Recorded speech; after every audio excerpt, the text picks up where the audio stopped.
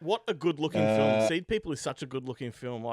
Like you mentioned at the start, Ben, like these films just look so good. And I think that no matter how advanced technology is now with all the green screen and CGI and virtual studios, it's that tangible sort of puppetry and men in suits practical effects that really makes these films last. It gives them longevity. Is that how you feel about them?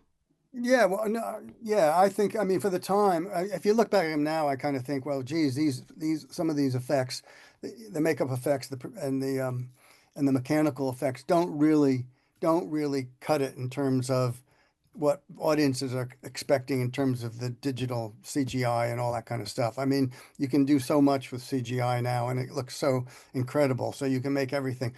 But I always have a kind of, again, I don't know if it's a nostalgia, but a fondness for the fact of what we could do with, blowing things up for real and doing, it's just like doing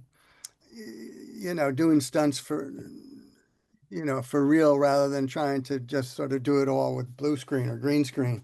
So yeah, no, I think, and at the time, because if you go back through cinema history, even since the beginning when they put the first camera in front of a train and just shot the train, a shot going down the train tracks, traveling at 60 miles an hour or whatever it was.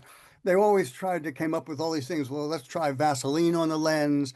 Let's, let's shoot through a cheesecloth. Let's do this. Let's do that.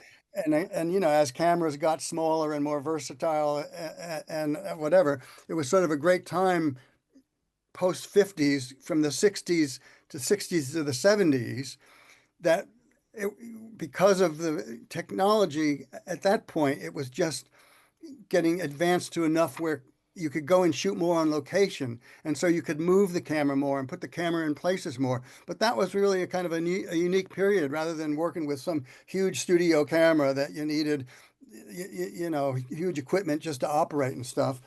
Um, in a sense, as it was almost as